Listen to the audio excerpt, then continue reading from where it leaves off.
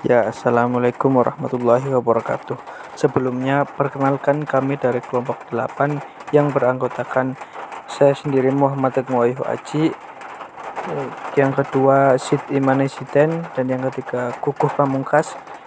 Di sini kami akan mempresentasikan hasil kerja diskusi kami yang berjudul Konsep Komunikasi Organisasi Dakwah.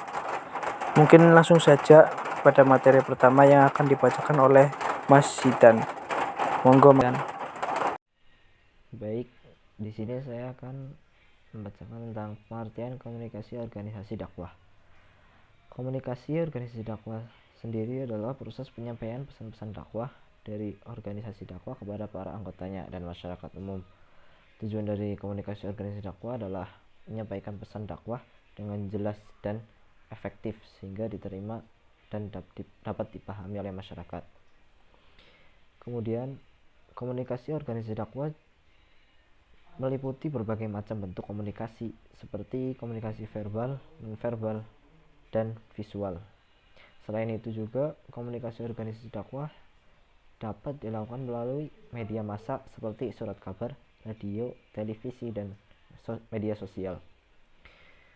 Kemudian konsep komunikasi organisasi dakwah adalah cara organisasi dakwah berkomunikasi dengan para anggotanya dan masyarakat umum untuk menyampaikan pesan-pesan dakwah. Komunikasi organisasi dakwah harus dilakukan dengan baik dan efektif agar pesan dakwah dapat disampaikan dengan jelas dan dapat diterima oleh masyarakat. Kemudian yang kedua yaitu proses pelaksanaan dakwah dibagi menjadi dua. Yang pertama yaitu dakwah konvensional dan dakwah kontemporer. Yang pertama, dakwah konvensional yaitu dakwah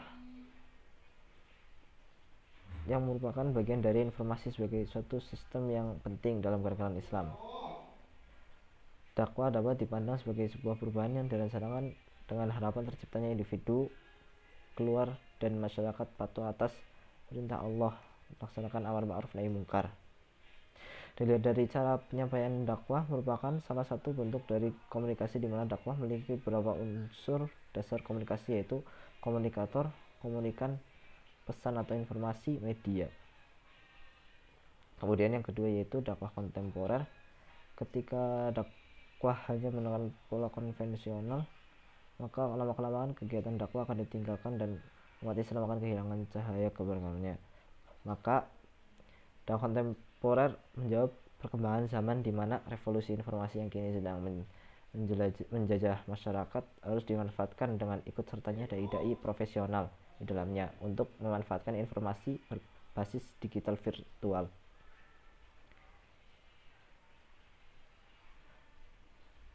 Mungkin itu saja, sekian. Ya, di sini saya akan membacakan materi yang selanjutnya yaitu prinsip komunikasi organisasi dakwah. Prinsip dakwah berarti kaidah atau aturan dalam berdakwah, sedangkan kekuatan moral berasal dari kata moral dalam bahasa kita adalah akhlak.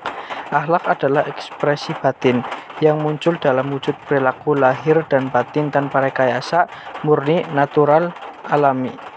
Beberapa prinsip yang harus diperhatikan dalam komunikasi organisasi dakwah antara lain. Yang pertama yaitu klarifikasi tujuan komunikasi. Organisasi dakwah harus memiliki tujuan yang jelas dalam melakukan komunikasi. Pesan dakwah harus disampaikan dengan jelas dan tujuan yang ingin dicapai harus diketahui dengan pasti. Yang kedua, pilih media yang tepat. Organisasi dakwah harus memilih media yang tepat untuk menyampaikan pesan dakwah. Media yang digunakan harus bisa menjangkau audiens yang tepat dan mudah diakses oleh masyarakat. Lalu yang ketiga, perhatikan bahasa yang digunakan. Organisasi dakwah harus memperhatikan bahasa yang digunakan dalam menyampaikan pesan dakwah. Bahasa yang digunakan harus mudah dipahami oleh masyarakat dan tidak menimbulkan kesalahpahaman. Lalu yang keempat, evaluasi efektivitas komunikasi.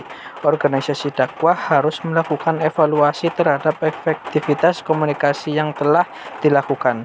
Evaluasi dapat membantu organisasi dakwah untuk memperbaiki strategi komunikasi yang kurang efektif. Ya, Seluruh materi sudah kami presentasikan. Mungkin itu saja yang bisa kami sampaikan. Kurang lebihnya mohon maaf. Wassalamualaikum warahmatullahi wabarakatuh.